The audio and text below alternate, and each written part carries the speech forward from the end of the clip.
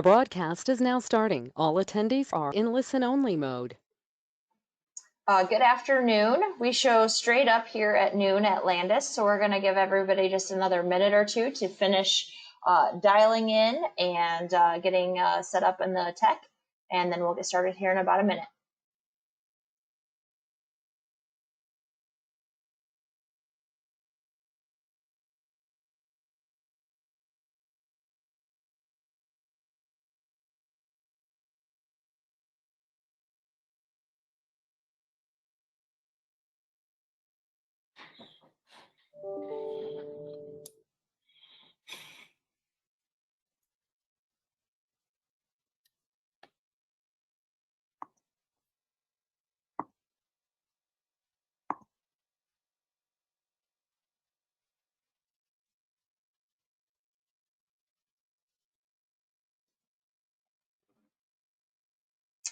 All right, well, thank you for joining us this afternoon for this pre-harvest webinar. Before I turn it over to our panelists, which some of you can see on your video, I'm going to go through just a little bit of our housekeeping. So these are our very first virtual meetings that we've done, and normally we like to do our meetings in person and have a nice lunch and bring in a great caterer, but since we're not doing that, we are going to be giving away some $50 gift cards to local restaurants, and we will announce the winners of those here at the end. We do have all of your lines on mute to help eliminate background noise. So if you have a question, you can type it into the GoToWebinar tool on the screen, or you can hit the little icon for raise your hand and I can unmute your line, whatever you're most comfortable with, and we will do questions at the end. With that, I will turn it over to Matt Karstens, our President and CEO. Thanks, Alicia. Welcome, everyone, and appreciate you taking time out of your busy days to join us. All of our employees appreciate your commitment to this, and hopefully there's enough good information to warrant this brief time under COVID, but yet the right way to do it under these times. A little bit about me. I'm from farming operation in Guthrie and Dallas County. We farm right on the line of those two, which is, if you're not familiar, due west of Pope, which you all, I'm sure, are very familiar with that area from where we're at today. We have corn, soybeans, large farrow to finish hog operation, and then a beef cattle operation back when I was on the farm. So I'm here today through a journey that took me through Iowa State and to a bunch of different other organizations to join you all today as your CEO. And I'm really proud to be a part of this organization because there's a lot of heritage that I have personally with all of you. My father served on our board for over 30 years, and I've had other relatives on as well. So this is a part of my past, and I'm happy to be serving again as your president CEO. I want to also begin with my thoughts for those who suffered through the derecho storms that came through, and I'm sure some of you on here experienced some damage, whether it was to property or in the fields. Those are tough situations, and I hope you've seen that Landus wants to be beside you as a company that you own through the good and the tough times. And I know there's some great examples with the team in Woodward, I think also in Earlham doing some work of that nature. It's been a part of who we should be, and again, those good and tough times. For us as Landus, we really were very fortunate, and we know that our damage was contained to a few bins that were needing to be torn down anyway. We did have some measurable damage in our Bondurant facility, in one of our transferring legs and conveyors, but we'll be able to operate still without that and be able to keep going through the fall season as normal. So although our neighbors in some cases weren't as fortunate, we've reached out the olive branch. I'll talk about that a little bit more as I talk here throughout the time we have here today. A couple housekeeping items. One noticeable difference that I hope you see in this from maybe past events with us as Landus is that we do mean when we say employees are empowered, that we mean it. And so you're not going to hear exclusively from me or some of my direct reports. You're going to hear from the folks that you work with every day and are their leaders, because employee empowerment is what really will make a difference in our success here as Landus. I don't know a lot about your operations, and I'm the one you don't want to answer these questions, I assure you. These folks that you're going to hear from today are the ones that eat, sleep, and breathe your business know it inside and out, and want to be there for you every day. So we, so to speak, removed the roadblocks and red tape that they've experienced in years gone by, and now allow them to engage with you and answer the questions on the spot, or make one quick call to be able to get the question answered if that's necessary. So you'll notice that employee empowerment is something a little different for us right now than years gone by. And the last that I want to just prelude into as I turn it over to Jason Peterson, who's your regional general manager, is that COVID is still going on. And no matter what your view is of this topic, and there's many of them, I'm sure, it is absolutely essential that we get through this fall season. We've had enough hurdles to have to overcome, both you as farmers and us as Landus. We do not need any more. So we're going to take extra precautions to make sure that our employees are safe, you remain safe, and that we get through this spring, or so this fall, in a prosperous manner. So look for some of those details and ask any questions at the end on that if you'd like. So Jason Peterson is our regional general manager, does a really nice job leading that team. And Jason, I'm going to turn the floor over to you. Thanks, Matt. Good afternoon and welcome, everybody. As Matt said, I'm your regional general manager of the Southeast region. I also grew up on a small farm in Guthrie County with livestock and row crop. I started my career with this company in '96 at the Baird location and worked through 2003, and then left for 12 years to work at Helena Chemical. I returned in 2015 as location manager at Yale, Dawson, and Jefferson, and I've been in my current role for 14 months. I've had the opportunity to meet a lot of you, and hopefully as life gets back to normal after COVID, I'll get to meet a lot more of you. This afternoon, I'm here to introduce you to the location managers, the locations we're talking about. And first up is Josh Brandt. He'll give us an overview of what Earlham's going to look like for harvest this year. Take it away, Josh. Hey, everybody. Anybody who doesn't know me, I'm Josh Brandt, a location manager in Earlham and Stewart. This will be my 4th harvest with Landus. As far as our harvest goes, a lot of it's going to be kind of business as usual. Our harvest hours, 8 to 8, Monday to Saturday. We'll be doing noon to 6 Sunday. Those hours can be kind of flexible depending on what the weather's doing, or, you know, you guys' need. One difference, we have devoted a little more of our corn space to bean storage this year. Hopefully that will allow us to dump more trucks in the corn house, so we can keep that bean line a little shorter. We'll be dumping beans in both elevators as soon as we get a little break in the wet corn. Wet corn is going to be going to the west elevator like it always has, and dry corn will be going to the pile. And we're going to start on the bigger pile with the faster conveyor. Big changes for COVID protocols. I mean, a lot of the stuff we've already done, but you know, whenever possible, call in for delivery numbers, call in for settlements. We can do a lot of that over the phone, mail settlement checks. We can also do, you know, hand tickets out the door whenever we can, and continue to sanitize the workspace. So that's kind of our Earlham harvest in a nutshell. Thanks, Josh. Now I'll turn it over to Tony Fredrickson, and he'll talk about harvest at Woodward. Go ahead, Tony. Yeah, thanks. Tony Fredrickson here. I manage at Perry and at Woodward. Been with Landus now for 3 years, but I also grew up in this area. This is kind of my backyard. I grew up with a lot of our customers, and I'm really proud to be able to serve you guys in this area. I want you to know that we really consider ourselves to be your partners in producing and in selling your crop and taking in your grain. This is what we got to do together. And I know this year will be a challenging year. I've got a lot of questions from local guys asking, well, what happens if we go to all this hassle and try to take this damaged crop out of the field? Is it going to get rejected at the elevator? We're here to partner with you in this. At this point, we're not anticipating turning anything away. We'll figure out how to blend it out and how to create value for you as our owners, and want to work with you. Now, these things are still in flux. We don't know what the picture is going to look like yet, but hey, we're excited to figure it out with you. And so just rest easy right now, knowing that we we're in your corner and we'll work with you to answer those questions. And we're working on that behind the scenes even right now. So nothing really changes here in Woodward. Similar to Josh, our harvest hours are going to be flexible. Typically, we kind of operate in such a way here that if we've got 3 or 4 guys that are out in the field wanting to run their combines, wanting to bring in their grain, we're going to be open.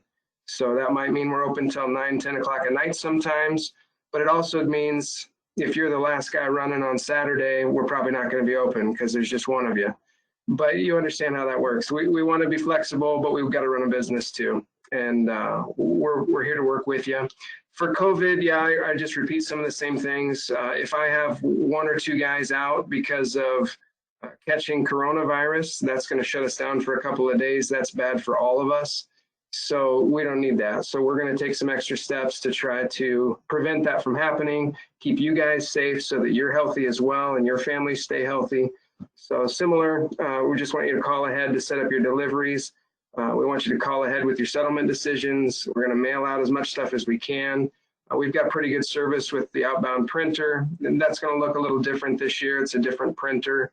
But, you know, we've got the regular traffic pattern. We're not changing that. We're leaving the Big Ben, switched over to beans like we did last year. That seemed to buy us a little bit of speed, and we're going to keep it going that way. So no big changes here. Just know we're here with you and figuring stuff out as we go, just like you are. Thanks. Thanks, Tony. Now I'll turn it back over to Matt. Thanks, Jason and Josh and Tony. Very well said. What I want to talk to you all about just very briefly is more around what your expectations should be of Landus as we move forward. There's no doubt we've got a fall season to go through, and the team just did a nice job of highlighting that. But there's a bigger picture here that I want you all to understand where we're at and where we're going. The first piece I want to talk about with that is this word advocating or avocation. What does that really mean? You know, local cooperatives, even the cooperative system, I think over the many years of our past or history has not done as good at this as we should. But it's becoming more critical that we advocate on your behalf, advocating to folks like our government in times like what we're in right now with the storms that came through during coronavirus and the impacts that it had on particularly our animal nutrition business and raising livestock and having shackle space accordingly. These are times where you need somebody to elevate your voice. And I don't want to miss any beat here that this is an essential part. This is not our grandparents' cooperative anymore. Things have changed. Agriculture no longer is its own industry, although we still talk about it that way, as we should.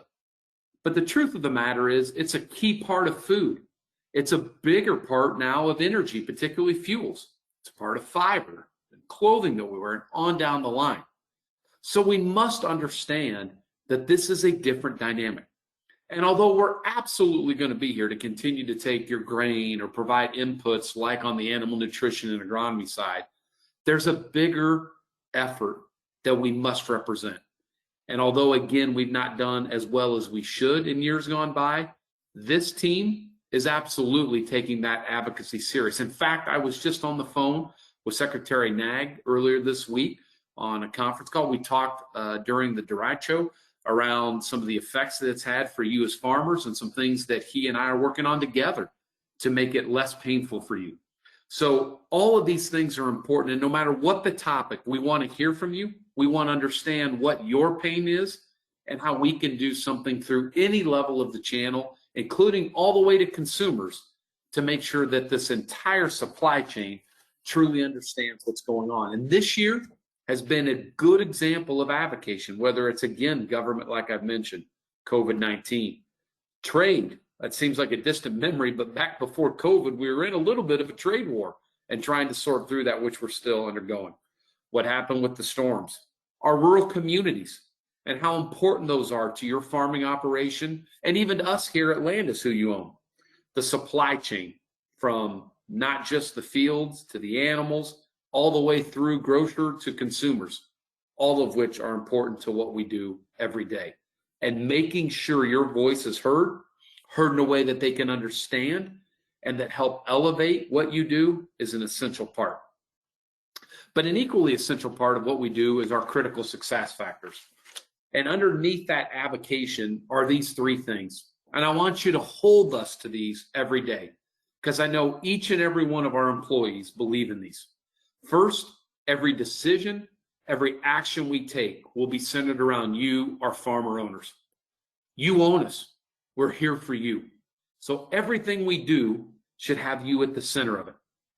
And although not every decision we make you'll like, because some decisions are maybe better tailored to other farmers or whatever the situation may be, I want you to understand this team here at Landus cares about you, and they wake up every day thinking about you. So let's make sure together we're working in a harmonious way to achieve the results you need, the profitability you demand every day. Second is our employees being empowered. And I talked about that in the opening, so I won't dwell on this too much. But I don't know how we achieve critical success factor number one if we don't have the folks that know you best, that go to events with you, church, whatever the case may be, empowered, able to do their job in a way that you would expect. And that is going to happen here at Landus. No matter what our past has been, it's a new day. And they are absolutely empowered to make the decisions they need to help you achieve the goals you want, particularly profitability. And last is leaning into the future. Agriculture's future is right in front of us, as it always is. But that future looks different to me. It's different in the way that, look at what we're dealing with in 2020, from Corona to the storms to everything that we've endured. And we've got to make sure we're leaning into that, looking around the corner of where things are going. And I think about technology and data as much as anything in this space of leaning into the future. The data you provide companies today that you don't have any ownership in, like a Syngenta or a Corteva or a Bayer or any other company you could think of, is probably a good decision on your part. But there's more to it. That data is valuable. And I'm guessing you'll tell me or our team that you don't get paid for that data. That's one thing we're looking at very aggressively of how do we change that? Because I believe there's a day that your data may be worth more than the commodities you produce, whether it's a grain or an animal. Now, I know that may be hard to believe, but it's happened in other industries, and it will, in my humble opinion, happen in ours. So we must change the way Landus looks to you. No doubt we're going to continue to provide inputs and take grains from you. We will always do that. But there's other pieces we need to get really rifled in on a laser focus and figure out how we bring more value to you in this changing ag and overall economy that we all live in. A great example of leaning into the future is our data and the works that we do with you today, particularly the things that we do in other areas. And I'll come back to leaning into the future and data here in a second. But I want to talk about our individual businesses very briefly, so what you should be expecting from them. And you've already heard a good sneak into what we're doing in grain. But let's start with agronomy. First, in agronomy, it's about best-in-class owner experience. We need you to understand that we get how important service is in agronomy. It is the crux of what we do. The products are mostly the same. The pricing's pretty much the same. Service is what differentiates the company you own here at Landus from all the rest. And we also must drive operational efficiencies. Having fat or different areas that takes away from the overall value you receive is unacceptable. And it really helps drive point one in best-in-class farmer, owner, and customer experience. We've got to realign the supply chain to ensure that what we do every day is very efficient and fits where we're at as an organization with you and your ownership with us every day. Going from a multi-step system to something with less steps, less hands in the cost to ensure that you're getting the best every day. And then fourth really fits well with what we just went through with the gotcha. We've got to make sure that we're working with our neighbors and not having the arrogance, but understanding that you may have ownership in other companies. And we get that. We want your best ownership experience to be here at Landus, of course, but you might have other cooperatives you're doing business with. You might have other businesses in general that you patronize, and that's great. We'll find ways to work with them collaboratively in your behalf with no arrogance, doing things the right way for you. On our grain business, it comes down to three simple things. First and foremost, we are here to buy grain from you, whether that's helping you move grain to ethanol plants or feed mills from on-farm storage, or bringing your grain into us that may be railed out or moved to one of those other options locally as well. Either path, we're here to help you and originate grain from you. And Reed will talk about that as your local GMA here in a minute. We also have to have operational efficiency on the grain side, particularly in grain where we move to quality, reducing the amount that we have to dry, not transferring and hauling all over the countryside. I'll remind you all, grain transferring and hauling is not a sport. And we have a little bit of that in our DNA. That must change. And most importantly, as I thought Tony said very well, mixing and blending, being able to handle some of the grain that might have damage or issues with it, and being able to still provide an outlet for you that's good for you and allows us not to hurt the other businesses that our farmers are bringing into our business.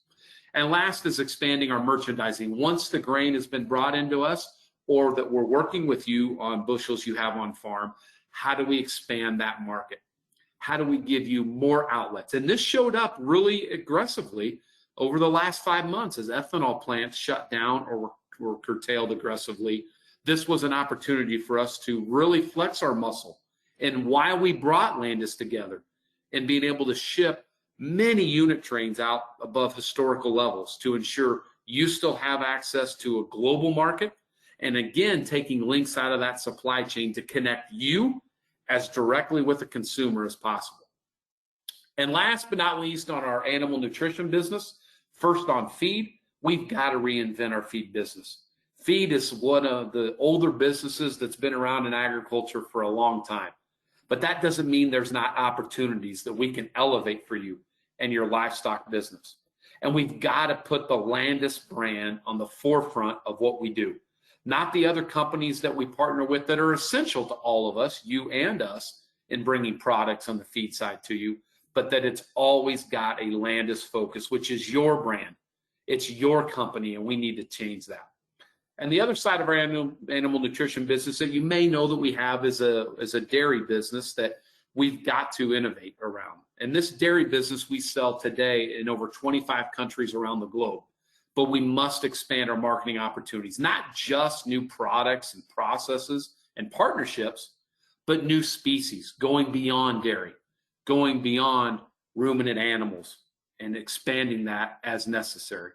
We've got to utilize this great supply chain that we've got, particularly when I think about grain and selling into other countries like China, India, Mexico, Canada. How do we use this on the dairy side where we're already in those markets and tying those together, or high oleic or non-GMO, whatever the case may be, we need to be there for you. So I mentioned the topic of leaning into the future. And as I transition from our businesses, it's the most critical thing that they do. As we look to the future, we've got to be peering again around those corners. And data is the best place to start. It is no doubt in my mind, as I've told you already, this is the future. How we capitalize on your revenues around data is essential for profitability, for sustainability, traceability, or even greater integrations. We must find those ways. And there's really a good example of that in our own system here. Where moving forward in our new digital tools for harvest, you're going to have the ability through the customer portal or through the app that we have to be able to sign documents right on your iPhone, iPad, or computer, whatever the case may be. You'll get a text message if you've signed up for that through, again, the portal or the app, alerting you that there's a document you could sign, like a grain contract. You can sign it there and have the process done. Also, not just its efficiency, but it's good during times like we're in with COVID to keep social distancing and all that we all know is important. So with all this said, I want to turn it over briefly to Reed Drenth, that is our grain marketing advisor for your area. Reed's been with us and wants to share some of his thoughts on what's going on the grain side. So Reed, the floor is yours. Thank you, Matt. My name is Reed Drenth. I've been with Landus a little over a year now, full-time. I'd also did an internship through my senior year of college. So it's been a real pleasure to get to know some of you on this call.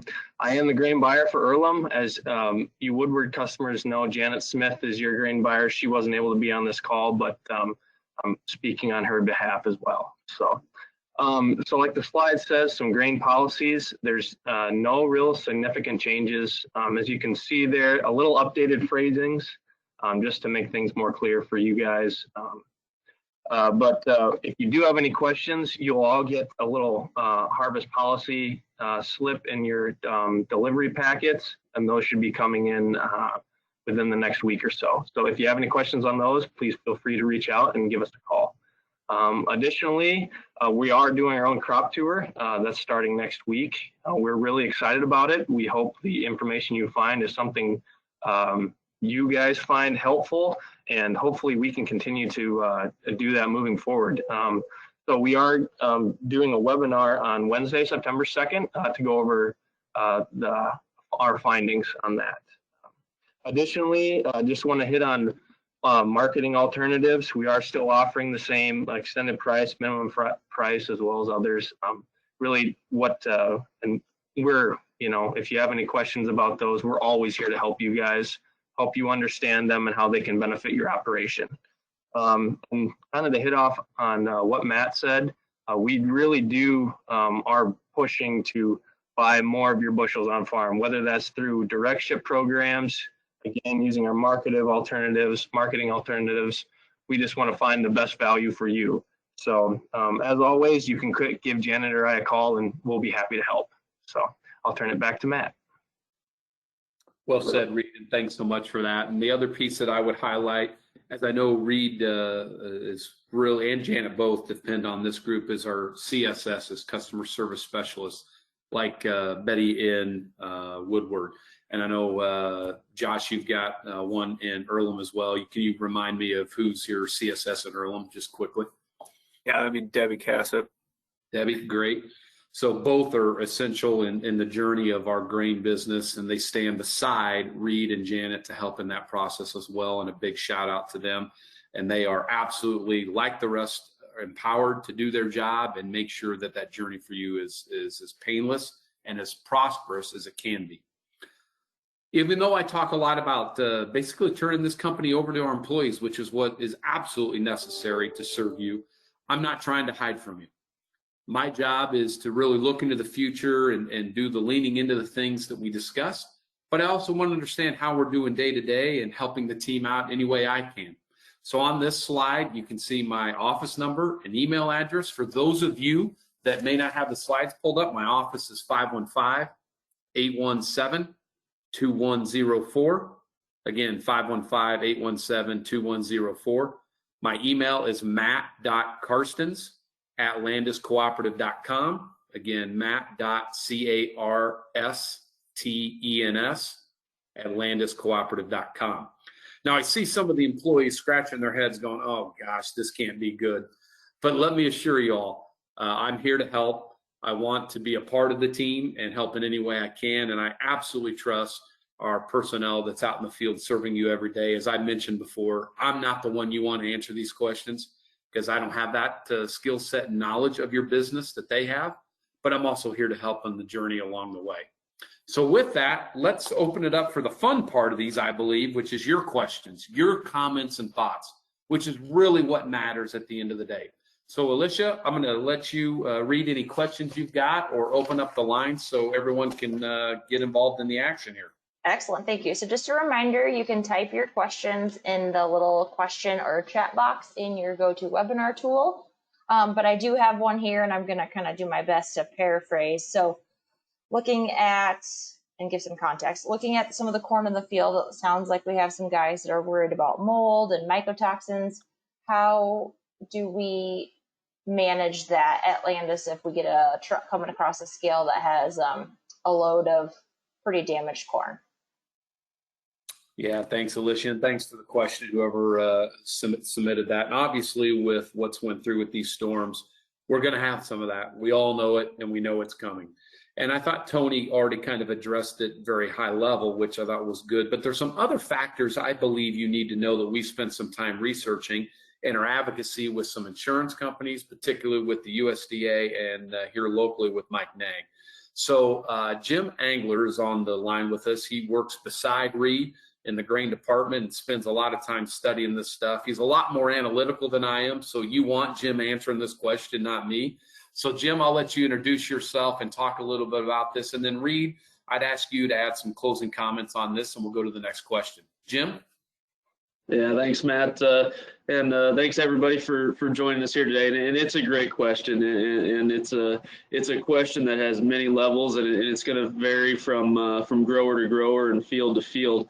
But the risks of mold and toxins and damage are very real. They were probably present even before we had a storm here. So you know, the simple answer here is that your crop insurance, what your crop insurance agent tell you, are going to be extremely important, and you'll want to be in contact with those folks right away. A good first step is bringing us a sample. We'll have some testing capabilities for toxins, and obviously we can give you a grade on damage. But again, the information your insurance agent and adjuster provide you are going to be extremely important. Almost all insurance policies that you have purchased carry some sort of quality protection. Again, I'm going to say almost all, not everyone, and again, you'll want to engage with your insurance professionals on that. But you know, the moral of the story is, like Tony said, we're here to help. We are going to find you as a grain merchandiser. I'm tasked with finding markets for our grain, and whether that be, you know, US #2, which is good quality stuff like we normally produce, or something that might be a little less than that. We're out here. We're going to find markets for your grain. We're going to find solutions for you. Again, bringing us a sample is a great first step. The second you run into a problem, bring it to us. We can help you. You know, there are instances in insurance policies where taking that grain home and putting it in a bin could present a problem and could start to void insurance coverage when you start talking about quality. So again, talk with your insurance agents, talk with your insurance professionals, and bring us a sample. We get eyeballs on it. We have professionals. We'll find a solution for whatever you have out there. So Reed, I'll pass it over to you if I missed anything there. I don't know if I could have said it better myself, Jim, but no, just backing off of Tony and Jim, we'll find it. Like, bring us a sample. We'll find a way to get it through our door and get it to the right place, whether if that's bringing in, you know, a couple loads and having them transferred out right away, or, you know, having you haul it to a rail loader if you're capable of doing so. So we have that grain, you know, easy to ship. So we'll do our best to find a solution for you. Yeah, and I guess one other thing to kind of put a bow on this question here is documentation is going to be incredibly important when you go through the insurance claim process. And you know, our folks, you know, Betty and Debbie down there, they'll be able to provide you the information that you need, as well as our app. You know, so whatever documentation you need, the earlier you communicate it to us, the better we'll be able to serve you on it. So we're there for you on the documentation front as well. Well said. And I know Tony and Josh both addressed this in their comments, and they stand beside where Jim and Reed are at. So Alicia, next question. All right, I'm going to keep you guys hustling here. We got a couple. So we'll start with grain, and then we'll go to a feed question. So are drying and shrink rates the same as before? And are storage charges different? So just kind of in the weeds on the grain policy. Reed, I'll let you handle that. Sure. Drying charge went down a little bit this year, actually. So that's positive. We did adjust the shrink factor a little bit too. So there actually won't be much change from last year. Storage rates will be the same. So we made a little bit of an adjustment on, we had two different rates, you know, before. So from new crop all the way to May, was 5.5 cents a month about, and then into the summer months we were 3 cents. I think that's now changed a little bit, so to kind of even that up, but it should be around 3.5, I think 3.25 now. So those are no real big changes, but that's grain policy wise. So, and if you do, like I said, once you get your sheet, if you have any specific questions, you can give either Janet, me, Debbie, or Betty a call, and we'll be happy to help. Yeah, thanks, Reed. I know you and the whole grain team have spent some time to really analyze this. I'm glad to see with what our farmers are going through, some of those going back a little bit and creating some simplicity too. So job well done. Next question, Alicia. All right, so I'm going to read this one. When you talk about increasing the feed and animal nutrition side of the business, are you referring strictly to hogs, or will Landus start to do more to support cow, calf, and individual cattle feedlot farmers with grain banking, corn, and different feed mixes that are competitive with other local feed mills? And we actually have our Vice President of Feed, Chris Robertson. Chris, we didn't know this question was coming, but you're on the line. So if we need to unmute you after these guys answer, send me a text or shoot me an email and we can do that too. Yeah, I'm glad Chris is on here because that we might need him. But no, I think the question is good, and it's exactly the right way to phrase it.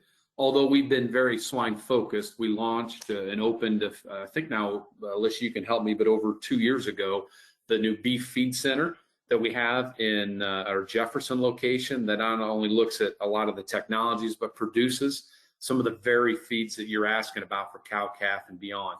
So we are absolutely expanding the species that we support. You heard me talk about that a little bit at dairy.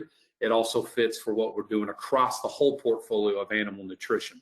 So we want to be full service for you. And actually, Chris Robertson brings that to us, is with us now just about, not quite a year, but brings a lot of that expertise to help us be more full service in this space, especially as we continue to expand our assets like we did there in Jefferson with the Beef Feed Center. And if you've not had a chance to tour that and would like to, let your local CSS know, and he or she can get you a tour of that Beef Feed Center, which I'm very proud of. We've got the new feed mill being built in Yale, Iowa, which is in the throes of all of you, of course, with pelleting as well. So we're expanding in a lot of different ways, and I'm just really proud of the team to look at that animal nutrition business much more of a broad lens to expand as you're requesting.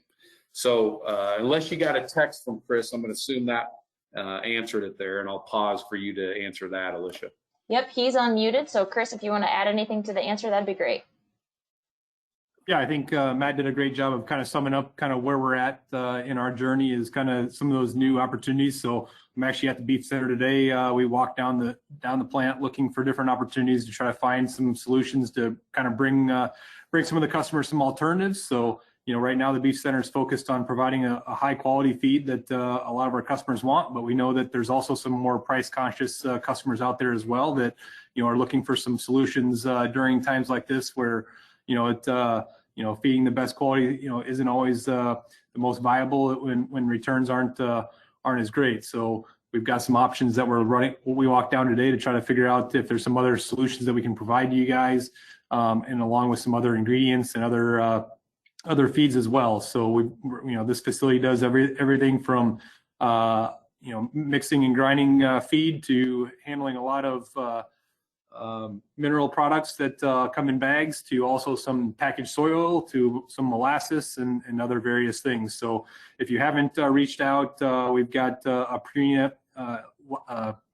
LPS person that works on staff full time for us as the beef contact, so we can get you in touch with them. Or also Chris Walls here at the Beef Feed Center is also extremely knowledgeable in helping find solutions to customers and helping you figure out what's best for your operation. So appreciate you guys asking the question.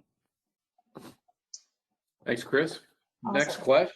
All right, so it just happens to be that a couple of the staff are on the call. So Matt Brown, be listening to this one because we may need to tie you into this one too. But I know Matt Parsons is very passionate about data. So as we talk about technology, what agronomic trials and mapping is Landus considering in terms of helping to supply mapping and field analysis with some of the trial experiments you're working on to bring us more yield and higher return versus what you just might look good but not translate to yield?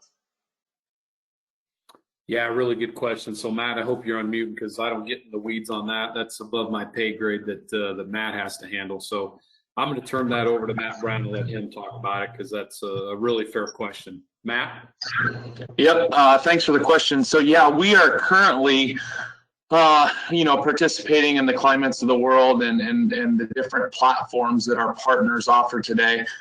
One of the major backbones for us right now is also Field Reveal. So Field Reveal is our base platform from the precision ag side that we can roll all that information into.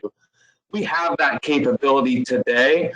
In a lot of cases, it seems like getting the data back to us is one of the limiting factors right now, whether it's a thumbstick and how it's coming in and processing that. We have full capability to do all of that and actually turn out yield overlays and different overlays to make prescriptions and variable rate seeding recommendations through our own platform. As we go forward, we're going to continually look for other and more options that give us more flexibility and quite honestly a better way to utilize that data and an easy button to integrate that for you guys. So that's one thing we're currently evaluating again with software such as SST. If you remember that, that name has changed a little bit now, but we're currently looking at that as well. So we have those things on hand today and have a precision ag team that's very capable and very willing and is out in the field a lot that will take that information, grab a hold of it, and turn it into something that you can use on farm. Yeah, great answer, Matt. And just to boil up as we look to the future to that question, if you're listening to Matt's answer and it's 100% right, that's a lot going on there, and everybody's trying to get their claws into our farmers, right? All of you. And when they get that data, what do they do with it? How do they manage it? So a lot of what he talked about there is critical in the sense of how do we get to one platform where we, as you, control that data and tell us what you want to do with it. And we've got to find ways to merchandise that for you. So beyond just with climate and Circa and granular and all the things that are out there, we've got to find a way to get this back into the bottle, so to speak, as the cooperative system that we are. And we haven't done our job to do that, but I assure you, Matt and all of that agronomy team is looking into that future. And kind of, as he said, that base platform of Field Reveal will become essential to have connectivity in all those areas wherever you want that data sent. But that data needs to be sent when it's good for you, when it's profitable for you as we think into the future. So Matt, great job, and thanks for the question. All right, Alicia, more questions, or are we on to the gift certificates? Where are we at? We got one more question. I'm gonna ask it really quick, so I'm not sure who wants to take this one. But what is Landus's 5 to 10 year outlook to increase grain storage capacity? Well, I can probably answer that. One, we've got a lot of facility challenges that we've got to deal with not only speed and space, as you're asking, but also in the condition of some of our facilities. So this is a great question. The best example I can give you of that as I look out 5 years is what we're doing right now in Rake, Iowa. So that's well north of all of you that you wouldn't have any way to take advantage of that opportunity, but you'll see something very similar move into your areas as we look to the future. And there in Rake, we have a couple outside piles or bunkers, as you would well guess. We have some aging facilities. So some of those facilities being torn down, we're moving those bunkers away from the property and keeping them for emergencies only, which will improve our safety of our employees, but also improve our grain quality by only having to use outside piles in emergency situations where yields are really good, and not using every one of our bunkers as a firm source of storage. So we're putting in a 3 million bushel hoop building that will be a new addition to that property, and then putting in 800,000 bushels of upright steel storage at that property. So increasing the overall storage by about 2.5, if I remember right, million bushels, allowing that draw area to continue to expand. It's on a unit train rail facility is what rake is. So that's why that facility is where it's going, to make sure we get the full rail access. I also believe there's going to be opportunities for us to purchase facilities as we look to the future, as you look to the question 5 years out. So look for a lot of expansion in what we do and increasing speed and space, and really upgrading the quality of our facilities, particularly moving some of our outside piles inside for safety and grain quality reasons. That's as fast as I can do that. Alicia, how's that? I would say that we've worked you guys pretty much the hardest we've worked anybody during one of these webinars. So thank you guys for that. So I'm going to do the housekeeping for the giveaways, and I'll turn it over to Matt for any final comments. So thank you to Tim, and I'm trying not to kill your last name, Tim Hostetler. So team, tell me if I got close. Tim Hostetler and Kevin Meyer. Your location manager will be in touch with your $50 gift certificate to a local restaurant. Thanks for joining, and now I'll turn it over to Matt. Yeah, thanks, Alicia, and thanks to the entire team for a great 45-minute session here. I hope what you all saw as farmer owners of this company is that we take your ownership serious. This is a new day at Landus, and I hope you see that. Although we have a mile to go, and every employee acknowledges that. But the first step in that journey is admitting that we need to change. We need to become more farmer owner centric and take your ownership serious. And although I don't believe any employee ever saw that any way different, I believe management and our just overall effort was not in that vein. But our board of directors has been clear that we've got to be here for the farmer owner focus that we talked about, putting you in the center of everything we do, doing that through empowered employees that are able to answer questions and deal with your needs on an everyday basis, and then looking into the future about where we need to be going. Where's the puck going, and where do we skate to make sure we're in that spot? But not just dealing with the day-to-day needs that we have here, but we have to be on parallel paths to look into that future. And I want you as our farmer owners to absolutely hold us accountable to that. Not just me, but everyone on the team that you employ here at Landus. So thank you for your business. We wish you all a safe and as prosperous fall harvest as we can, and know that we're here to help you every step of the way. Thank you, everyone. Have a great weekend.